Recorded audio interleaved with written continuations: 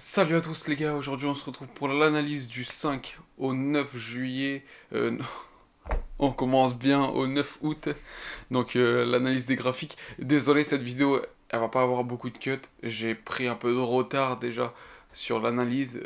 On est mardi soir, et j'aurais dû la tourner lundi, voire dimanche matin, dimanche soir. Le problème c'est que j'ai eu un décalage au niveau de mon travail, etc. Donc j'ai pas eu le temps de la tourner. Malgré tout, je suis resté derrière les marchés. J'ai constitué un peu mon analyse pour pas arriver dans la vidéo et avoir les mains vides. Comme ça, on va avoir aussi toute la partie un peu macroéconomique, du moins un peu l'ensemble, avec les rapports COT qui sont sortis le 29 juillet. Donc, faut rappeler, les rapports COT sont disponibles. COT Report sur internet, et puis vous trouverez les rapports COT. C'est le site officiel américain qui dévoile toutes les semaines, si vous voulez, les données sur les ensembles de devises, de paires, de matières premières, etc. Actions, indices, tout ce que vous voulez. Et puis voilà, donc on attaque tout de suite pour la partie graphique. Donc voilà les gars, on voit bien, ici j'ai tracé ma FVG qu'on avait eu ici, on a le plus haut, donc plein de liquidités ici.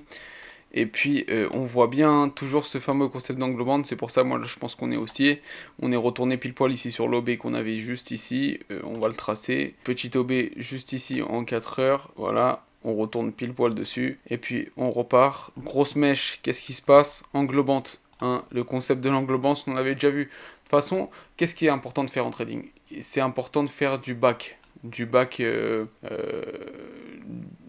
test, donc du backtesting, c'est-à-dire qu'on doit tester nos stratégies sur la longue durée, donc retourner en arrière et tester nos stratégies. Par exemple, le 25 avril, on prend toute la session de ici à ici, donc du 1er au 29 avril par exemple, admettons. Et donc, du 1er au 29 avril, on va tester nos stratégies. Ensuite, du 1er mai au 31 mai, vous avez compris, on fait ça ainsi de suite, pour voir si notre stratégie peut être rentable. Si on fait du swing, si on fait du scalping, si on fait du day trading, en fonction de notre stratégie, on adapte notre time frame, le trading, voilà, c'est vraiment important de savoir ça. Désolé, je m'éparpille un peu, mais c'est parce que cette analyse, elle est un peu faite en freestyle, et ça veut pas dire qu'elle est pas de bonne qualité, donc restez, si vous voulez partir, partez.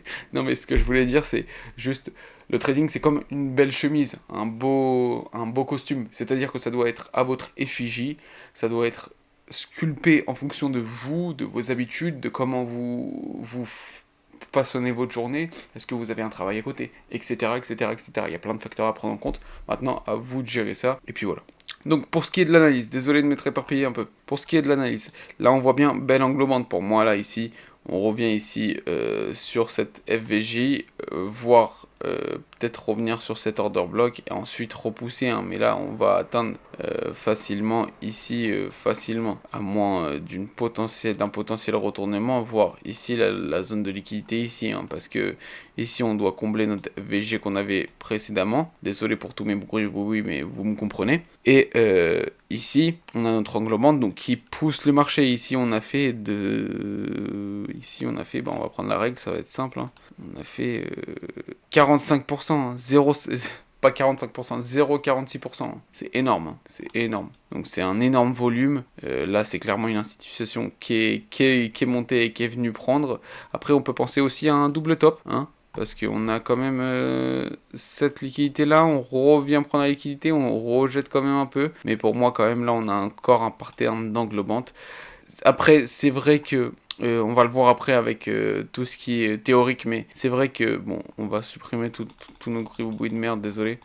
C'est vrai qu'on a aussi à prendre en compte que on a notre FVG en dessous, hein, une grosse FVG, donc toute cette impulsion haussière que les grosses baleines nous ont fait.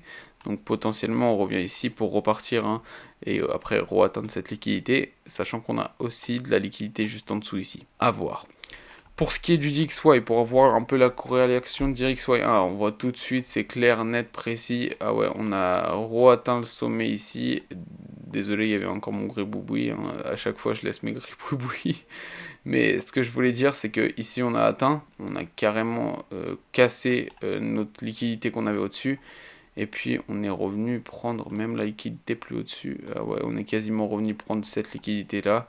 Mais après on a eu la grosse poussée. Donc ça c'est la bougie à l'inverse qu'il y a eu sur l'or. Hein. On a vu la grosse bougie sur l'or. Et bah ça c'est la bougie à l'inverse qu'il y a eu sur le DXY. Donc si on retourne sur l'or, simple. Hein. Là on voit notre grosse bougie sur l'or. Et là on voit notre grosse bougie sur le DXY. Donc comme on voit, c'est vraiment fort, puissant et corrélé surtout, corrélé. Donc en fonction de ce qui se passe, si l'or il va continuer à hausser, et bah forcément si l'or va à la hausse, le DXY va à la baisse et vice versa. Donc important, corrélation or DXY. C'est pour ça que mes analyses regardent toujours, si vous regardez toujours mes titres, c'est DXY Gold. Il y a le pétrole aussi qu'on va attaquer tout de suite parce que j'aime beaucoup le pétrole. Ouh, on a vu que ici j'avais pas touché encore mais on était quasiment revenu sur les 0,5 hein, de Fibo. Sachant que mes 0,5 de Fibo, je les avais placés ici et ils étaient allés plus bas. Donc en fait on est arrivé, si on reprend, hein, qu'on reprend ici, on reprend mon Fibo du début. On va reprendre notre Fibo. On va enlever ça déjà, on va tâcher ça. Et vous voyez comment c'est puissant ou pas Fibo? Vous voyez ou pas? Là, on reprend notre Fibo bien comme il faut. Et là, on revient quasiment pile poil sur les 0,5 de Fibo. Hein, pour ensuite repartir à la baisse et revenir prendre notre liquidité. On voit bien qu'avec les tensions qui se sont un peu apaisées entre l'Iran et la Palestine, bah forcément tout revient à la normale et donc le pétrole baisse. Après voilà, ce qu'il y a à suivre sur le pétrole, sincèrement, moi je vois qu'il pourrait potentiellement rebaisser et revenir prendre même cette liquidité-là. Hein. Déjà, premièrement, cette liquidité-là, celle qu'on a juste ici, qu'on va tracer avec une belle droite ici, cette liquidité-là, à 65. Et puis ensuite, si on casse vraiment 65, alors là, on pourrait aller beaucoup plus bas. Sachant que ici, cette FVG, on ne l'a pas encore repris totalement. Mais on a une englobante. Hein. On a une englobante là. Hein. Comme quoi, on voit toujours ce putain de phénomène de l'englobante. Et c'est pour ça que moi, dans mon trading, c'est ce que je privilégie le plus. C'est les englobantes. Hein. Et là, on en avait vu plein ici sur le pétrole. On en a vu plein. Englobante ici. Tac. Après, qu'est-ce qu'il nous fait? Le prix. Pam. Et là, on a facile. Hein. On a facile, après à la clôture de nos 4 heures d'englobante, on a facile. Alors déjà, on revient pile poil sur l'FVG de l'englobante. Et ensuite, si on ouvre sur l'FVG de l'englobante, on a combien? On a 2%. 2% gratuit. Et ça, c'est pour toutes. Si vous prenez toutes, c'est quasiment toutes des englobantes sur le pétrole.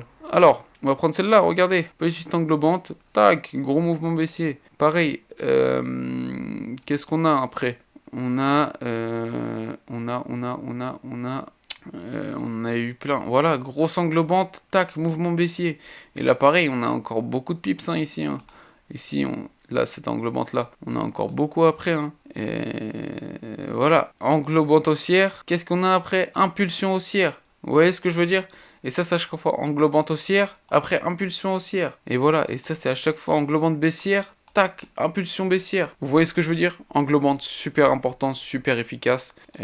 Franchement à surveiller, à backtester, etc. Bon, pour ce qui est de notre résumé hebdo. Donc sur la semaine du 5 au 9 août 2025. L'or, le COT du 29 juillet 2025, qu'est-ce qu'il dit? Parce que le COT, c'est tout le temps le vendredi qui sort, mais le vendredi de la semaine d'avant, parce qu'après, il faut faire passer la semaine d'après.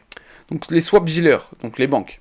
Gros renforcement des positions longues, réduction massive des shorts, ils anticipent une poursuite haussière de l'or. Donc pourquoi? C'est pour ça qu'on a vu que la grosse bougie sur l'or, hein, on a vu, hein, et je vous ai dit potentiellement cette grosse bougie là, on devrait retourner ici pour ensuite repartir, hein, mais là on voit clairement que ici c'est une belle englobante qu'on a, hein. Donc là forcément c'est de l'achat qu'on doit venir chercher. Ensuite, les management money, donc les hedge funds, importent des positions longues, allègement important des positions longues, légère hausse des shorts, prise des bénéfices après la montée précédente, pas de retournement de tendance claire. Ça veut dire qu'ils prennent beaucoup de bénéfices, ils allègent leurs positions longues, donc ils retirent des longues qu'ils avaient avant. des positions qu'ils avaient avant, donc les longues et les achats qu'ils avaient plus bas. Ils les retirent, donc ils vendent leur position, donc prise de bénéfices comme on voit. Après la montée précédente, pas de retournement de tendance claire. Autre institution, sortie modérée de longues et des shorts, reste globalement acheteurs mais plus prudents. Donc eux, ils préfèrent pas y aller massivement sur les marchés, ils restent tranquilles quoi. En résumé, les banques renforcent leur biais haussier sur l'or, pendant que les autres fonds spéculatifs prennent des bénéfices. Cela indique une possible consolidation à court terme, mais la structure haussière conservée. Donc ce qu'on peut voir avec le dollar, dynamique actuelle, PMI et services US inférieurs aux attentes, signe de ralentissement économique, pression baissière sur le dollar, déficit commercial US en léger mieux attendu, effet neutre légèrement positif pour le dollar, mais pas suffisamment pour inverser la tendance. Rendement des obligations 10 ans US en baisse, réduction des attraits du dollar pour les investisseurs. En résumé, le dollar reste fragile cette semaine avec des chiffres économiques mitigés. Le recul du XY soutient indirectement la solidité de l'or. Hein. Donc forcément, si l'or chute, le dollar monte. Si l'or monte, le dollar chute. Et là, c'est ce qu'on est en train de voir. Un or qui monte et un dollar qui chute. L'or conserve un biais haussier à moyen terme, soutenu par les banques, et un dollar en retrait. Court terme, une phase de respiration reste possible à cause de la prise de bénéfices des fonds. Donc, comme on a vu, les fonds, les hedge funds prennent leurs bénéfices. À surveiller, réaction du DXY sur des niveaux techniques clés, prochains données US majeures. Donc, à surveiller cette semaine, tout ce qu'on a sur le calendrier Forex. Donc là, on a pas mal de belles annonces. Là, on a les FOMC member samedi. Là, on a l'FOMC aussi. Qu'est-ce qu'on a d'autre? On a pas mal de trucs cette semaine. On n'a pas grand chose. Si. Donc voilà, à surveiller. En tout cas, moi ce que je vous dirais, c'est de privilégier des achats sur l'or, privilégier des ventes sur le dollar. Et pour le pétrole, je resterai quand même sur un biais baissier pour le moment. Il n'y a pas vraiment de point d'entrée, je vous donne pas vraiment de point d'entrée. En tout cas, à surveiller. Là, je dirais de prendre quand même une position acheteuse. Hein. J'ai quand même un biais acheteur. On pourrait quand même atteindre les 440 facilement. Donc, rester acheteur sur l'or, sachant qu'il n'est pas trop tard cette semaine. Et puis, surveiller attentivement vos graphiques, vos time frames, votre manière de trader. Et puis nous, on se voit à la prochaine. C'était Luigi. Et attendez. On voit une dernière fois notre belle englobante là. Regardez cette englobante là. Qu'est-ce qu'elle nous fait après? Elle nous fait une belle descente. Et ça, c'est en daily. Donc, vous voyez la force englobante. Et là, qu'est-ce qu'on a? On revient ici sur notre order block qu'on avait ici. Et là, on repart à la hausse. Hein. Et tous ces principes-là, order block, FVG, englobante, etc., marchent sur toutes les time frames. C'est important de le savoir. Donc, daily, weekly, 4 heures, 1 heure. De toute façon, faites votre backtest. Donc, ce que je vous ai dit. C'est-à-dire, vous revenez en arrière et vous testez votre stratégie. Pour ce qui est du backtest, voilà. Pour faire du backtest, vous allez ici. Et puis ici, tout simplement, vous revenez en arrière. Admettons, vous revenez ici, avant. Et puis, vous mettez sur play. Et puis là, vous faites d'autres backtests. Donc, les bougies vont vous apparaître petit à petit. Là, on voit la hausse. Et là, on voit la correction. On arrête ici, par exemple. Qu'est-ce qui va se passer ici? On a une belle englobante. On va potentiellement revenir sur cet order block-là. Parce que là, on a un bel order block là, ici. On va potentiellement revenir sur cet order block là, phaser un petit peu, potentiellement même revenir sur ces niveaux-là, et ensuite repartir à la hausse. Donc, qu'est-ce que va faire le marché? On attend. Voilà, on revient pile poil sur l'order block. Et magique, hein. Magique là. Là, c'est magique. Vous voyez ce que je veux dire? Et là, on teste nos stratégies. Et voilà, après, c'est que des concepts à appliquer. Order block, on l'avait vu dans la vidéo d'ICT, donc n'hésitez pas à aller voir la vidéo d'ICT, etc. Améliorez vos connaissances petit à petit, faites du backtest avec faites du backtest avec vos stratégies. Je vous ai donné l'englobante quand même qui est assez puissante, les order blocks, les FVG, la liquidité. N'hésitez pas à aller voir la vidéo d'ICT où j'explique un petit peu. Il y a plein de vidéos après qui expliquent sur tout YouTube, qui expliquent tous ces concepts. Si vous voulez rester sur ma chaîne, n'hésitez pas, ça me ferait vraiment très plaisir et ça apporterait du soutien à la chaîne, sachant que je pense pas qu'il y a beaucoup de personnes qui sont là jusqu'à ce moment-là, mais voilà. Prenez soin de vous, gardez d'œil vos projets, désolé pour cette analyse un peu mitigée, j'espère que quand même ça vous a donné un biais directionnel pour la semaine, on est plutôt haussier sur l'or, donc plutôt baissier sur le DXY, un peu baissier sur le pétrole, à surveiller le pétrole, et voilà. Prenez soin de vous, gardez d'œil vos projets, etc. Désolé pour cette analyse un peu brusquée, etc. Je suis un peu fatigué en ce moment, on a beaucoup eu de travail avec l'entreprise. Donc voilà, prenez soin de vous. Je vous ai pas oublié quand même pour l'analyse. Et puis moi à côté, je suis quand même mes graphiques. Mais j'avais pas eu le temps de tourner ma vidéo, sachant que là, il y a des vidéos qui sortent tous les dimanches. N'hésitez pas à rester actif tous les dimanches. Il y a une vidéo qui sort ce week-end le 10. Et puis après, il y aura plus de vidéos jusqu'au 7 septembre. Sachant qu'il y a une vidéo tous les dimanches. Donc voilà, plus de vidéos jusqu'au 7 septembre, sachant qu'il y aura toujours ces analyses-là chaque semaine, je vous oublierai pas.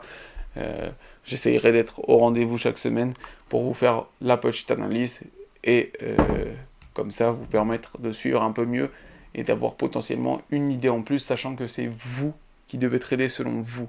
Donc n'essayez pas d'avoir 36 000 avis, je vous fais cette petite analyse aussi pour avoir un suivi de moi et potentiellement vous donner un peu de valeur à vous aussi.